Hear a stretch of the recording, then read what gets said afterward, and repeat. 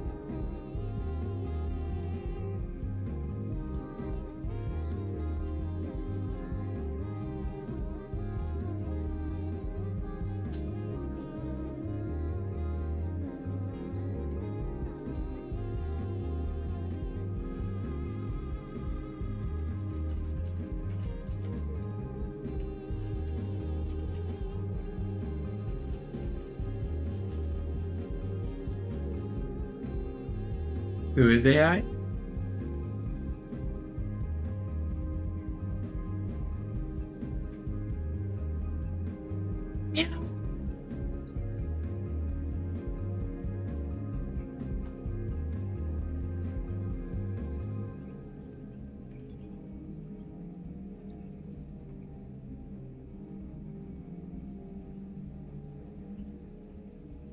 Who?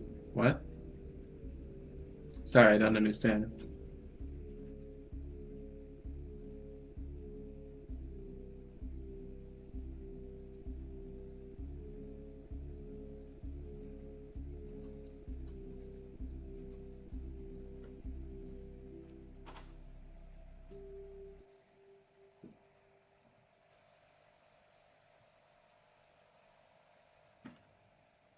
A happy throng.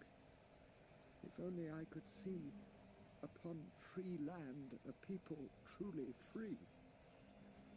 Then, to the passing moment, I might say, you are so beautiful. I bid you stay. The traces of my life can never be effaced from human memory. As I anticipate my vision, this is now the moment of my highest bliss.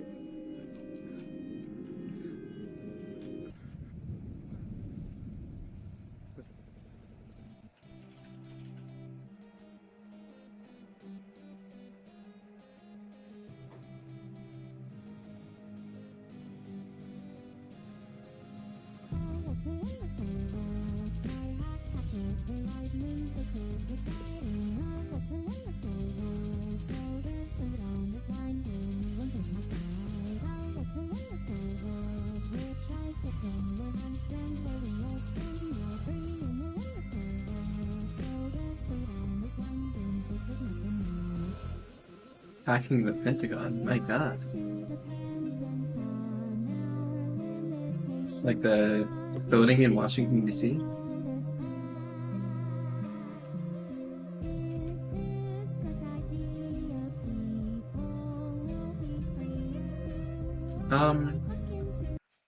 I think I will. Well, I should reread. I'm just writing my script, which is now 220 pages. My goodness, quite the amount, quite the amount. But I'm trying to decide like where.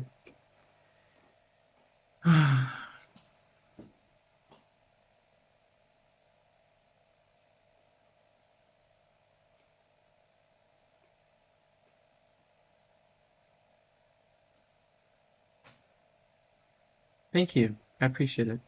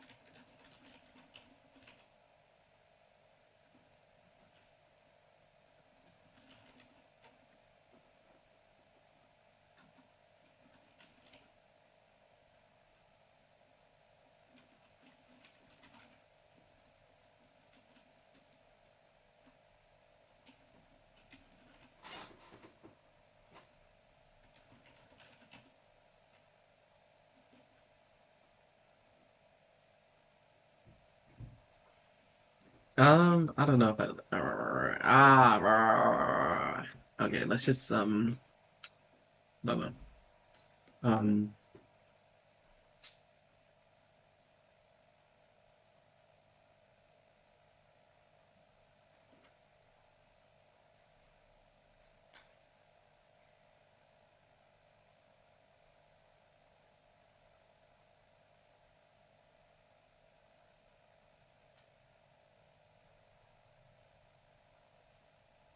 ah,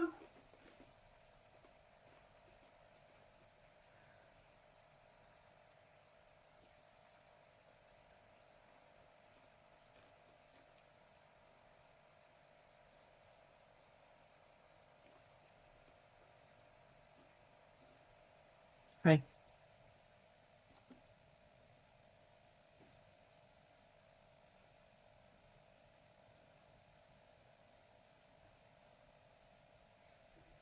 Um,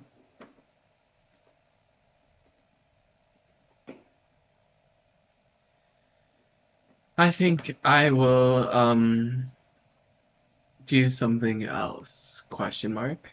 Um, I don't know. It's like I should probably eat. Um, yeah. Okay. Well, today was very productive. I did some stuff in Blender and I did some writing. I think I wrote for like 2 hours, not longer. How many pages did I write for? Let's check. Where is it? Oh, um, okay, 79.